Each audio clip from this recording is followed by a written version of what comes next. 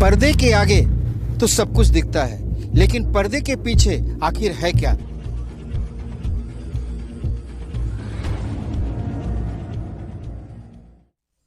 नमस्कार, डिजिटल खबरीलाल के खास कार्यक्रम पर्दे के पीछे में आप सभी का स्वागत है। मैं सत्येंद्र प्रताप सिंह।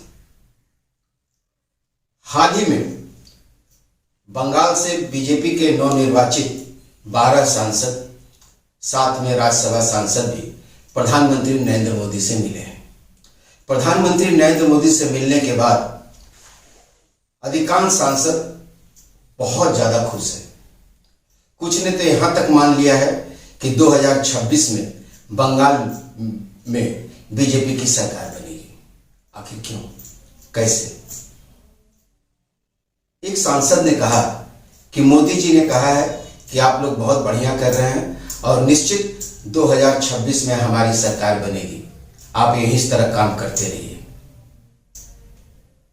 दूसरी तरफ अगर सुकांत मजूमदार की बात करें, जो मौजूदा भी प्रदेश अध्यक्ष भी हैं और केंद्रीय राज्य मंत्री भी हैं, उन्होंने कहा कि हम सभी सांसद प्रधानमंत्री मोदी से मार्गदर्शन व दिशा निर्देश के लिए गए थे और मोदी जी से हम लोगों को मार्गदर्शन प्राप्त हुआ और उन्होंने दिशा निर्देश भी दिया है और कहा है कि बीजेपी को बंगाल में और कैसे मजबूत किया जा सकता है, चुनाव में और क्या करना है। इसके बाद निश्चित हम लोग उम्मीद कर रहे हैं कि 2026 में हमारी सरकार बनेगी। सवाल यह है कि पर्दे के पीछे की कोई बात नहीं है। खुले चुनावी मंच से 2016 में प्रधानमंत्री मोदी ने कहा था कि 2011 में वामपंथियों को हटाकर जो बदलाव आपने लाया वो सही बदलाव नहीं था।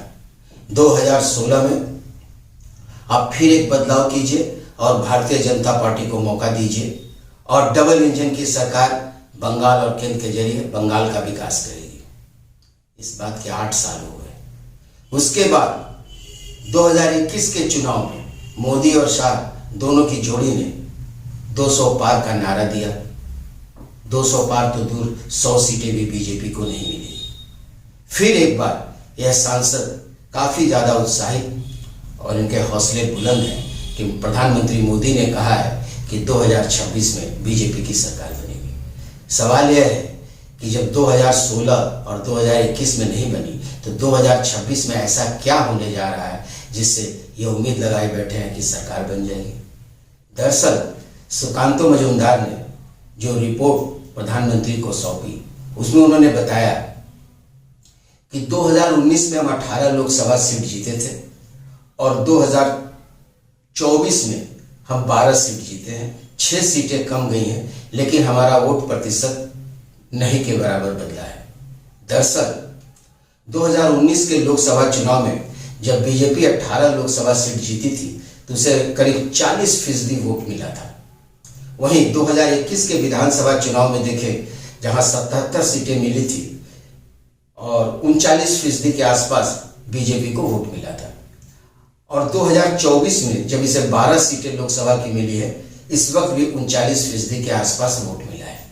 यानी 2021 और 2024 दोनों चुनाव में 39% के आसपास वोट मिला है। ऐसे में लग रहा है कि इनका वोट प्रतिशत नहीं कमा है। दूसरी तरफ बीजेपी के ही एक सांसद का कहना है कि भारतीय जनता पार्टी को जो 39% वोट मिला है वो 70% हिंदुओं वोटों में से मिला है, जबकि ममता बनर्जी को जो वोट मिले हैं वो 100% वोटों से मिले हैं, जिसमें हिंदू वोट भी है और 30% मुसलमान वोट भी है। 30% मुसलमान वोट में वो यहाँ तक कह रहे हैं कि 28 से 29% वोट टीएमसी को गया है। ऐसे में बीजेपी को उम्मीद है कि अगर 7 से 8% वोट अगर उसे और मिल जाए तो वह सत्ता में आ जाएगी। अब रही बात बंगाल बीजेपी के नेतृत्व की। बंगाल बीजेपी के मौजूदा अध्यक्ष सुकांतो मजूमदार के केंद्रीय राज्य मंत्री बनने के बाद से कहा जा रहा है कि एक व्यक्ति एक पद को देखते हुए नए प्रदेश अध्यक्ष की तलाश है। लेकिन नए प्रदेश अध्यक्ष की तलाश में बहुत सारे नाम हैं और कई सारे गुट बटे हुए इस पार्टी में, और प्राय हर व्यक्ति स्वयं दावेदार है या फिर अगर वो नहीं दौड़ में शामिल हो पा रहा है तो कोई ना कोई एक अपना कैंडिडेट दे रहा है। फिलहाल दौड़ में जो 3 आदमी सबसे आगे चल रहे हैं उसमें सबसे 1 नंबर पर आगे हैं अग्निमित्रा पाल। ये आसनसोल दक्षिण से विधायक हैं। मिदनापुर लोकसभा सीट अभी हाल ही में चुनाव हार गई हैं। फिलहाल यह पश्चिम बंगाल बीजेपी में महासचिव हैं। इसके पहले बंगाल महिला मोर्चा के अध्यक्ष थे।